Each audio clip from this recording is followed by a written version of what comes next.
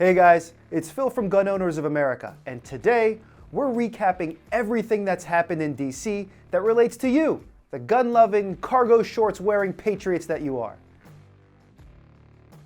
First, I want to thank all of you, specifically the 63,290 of you that used our model comment tool to oppose the ATF's attempt to redefine the words frame and receiver.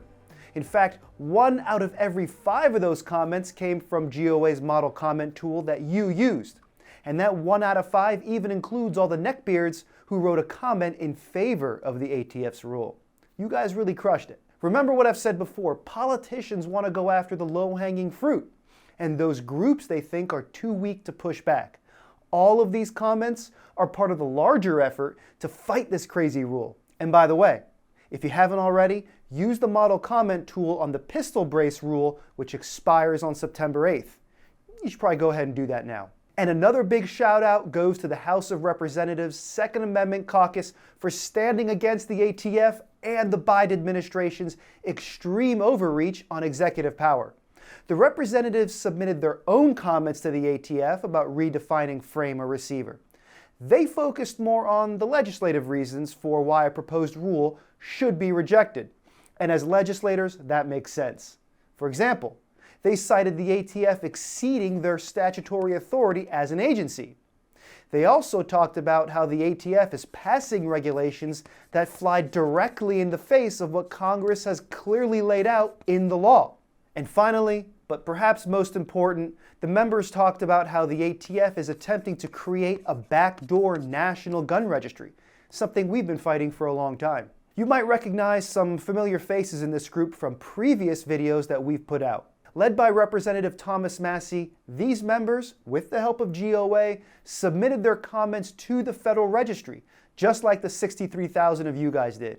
We'll put a link below in the description so you can see for yourself which members of Congress are leading on this issue. It's not going to come as a surprise to you that GOA works closely with the Second Amendment Caucus. We're telling them everything they need to know about no-compromise gun policy, offering them legislative fixes to all of the oppressive gun laws on the books, and we're telling them about all of our fights in the courts around the country, in particular, our bump stock case. And if you didn't know, GOA's bump stock case is the only one that survived the courts.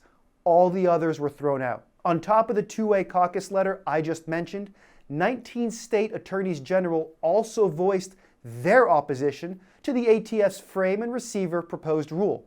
AG Mark Bronovich from Arizona led the way. But 21 state AGs came out as pro-gun control.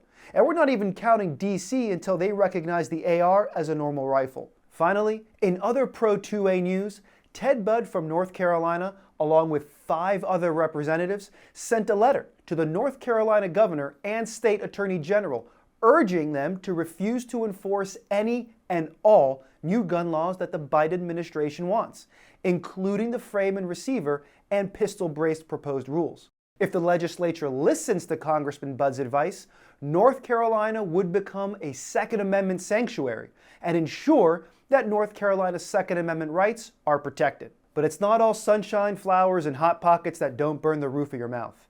That's because President Biden's State Department announced new Russian sanctions. Officially, the sanctions are the result of a poisoning of a Russian who doesn't like the current guys in charge of that country. But the unofficial reason for these sanctions is to ban the importation of Russian ammo and firearms. But this ban won't only hurt people who run AKs or other combat guns. This actually would be a major blow to the ammo economy. There is a lot of inexpensive 5.56, 223, and 9mm made in Russia. This sanction is targeting gun owners and their ability to train and defend themselves. What does the poisoning of a Russian political protester have to do with ammo imports into the US? Obviously nothing. Russian ammo and arms imports make up less than 1% of Russia's export GDP to the United States. But according to Charles Brown of MKS Supply in Ohio, a large importer of Russian ammo, this ammo makes up nearly 40% of all ammunition sold in the US. What we have here is the Biden administration enacting a sanction that's going to have minimal effect on the Russian export market, but a massive impact on your Second Amendment rights. So what are we doing? GOA is exploring every possible avenue to defeat this attack on your gun food. And here's how you can help. We need to make noise about this. Let the anti-gunners know that they can't sneak this by us by burying the ban in an obscure sanction. Go to the link below and use the tool there to make your voice heard. Anyway, that's it for today. Check out all of our content on YouTube and the Warrior Poet Society Network. I'll see you next time.